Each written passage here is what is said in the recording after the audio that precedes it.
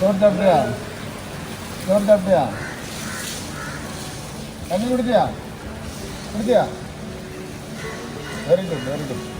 திருச்செந்தூர் கோவில் யானை தெய்வானை 3 தினங்களுக்கு பின்பு இன்று குளிக்க வைக்கப்பட்டது. தனது உணவுகளை இயல்பாகவும் உண்டது. மருத்துவரின் கேள்விக்கு மழலை மொழியில் தலையாட்டிய தெய்வானையின் வீடியோ பார்ப்போரை ஆச்சரியப்படுத்தியுள்ளது. தண்ணி குடிச்சியா? குடிச்சியா? Very good, very good. கடந்த 18ஆம் தேதி திருச்செந்தூர் சுப்பிரமணிய சுவாமி கோவில் தெய்வானை யானை முதித்து பாகன் உட்பட 2 பேர் உயிரிழந்தனர். இதனை அடுத்து யானை கால்நடை மற்றும் வனத்துறை கட்டுப்பாட்டில் இருந்து வருகிறது. இதற்கிடையில் தெய்வானையை 3 தினங்களுக்கு பிறகு இன்று அங்கு காட்டப்பட்டுள்ள இடத்தில் குளிப்பாட்டப்பட்டது. அப்போது யானை தனது தும்பிக்கையால் உற்சாகமாக தண்ணீரை பீச்சி அடித்து மகிழ்ந்தது.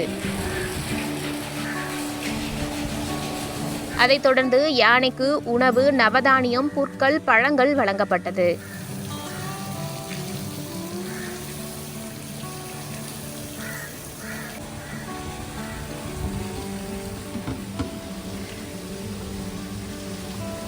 பின்பு வனத்துறை மற்றும் கால்நடைத்துறை மருத்துவர்கள் தெய்வானை யானையை ஆய்வு செய்தனர்.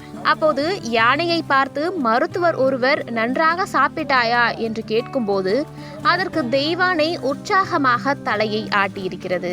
இது அங்கிருந்த அனைவரையும் ஆச்சரியத்தில் ஆழ்த்தியது.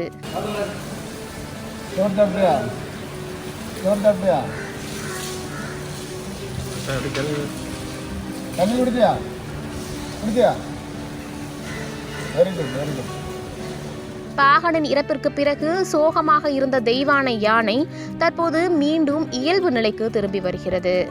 ஆனால் யானை தினமும் நடைபயிற்சி மேற்கொள்ளும். தற்போது இந்த சூழலில் யானை 3 தினங்களாக இன்னும் வெளியே அழைத்து செல்லப்படவில்லை என்பதும் குறிப்பிடத்தக்கது.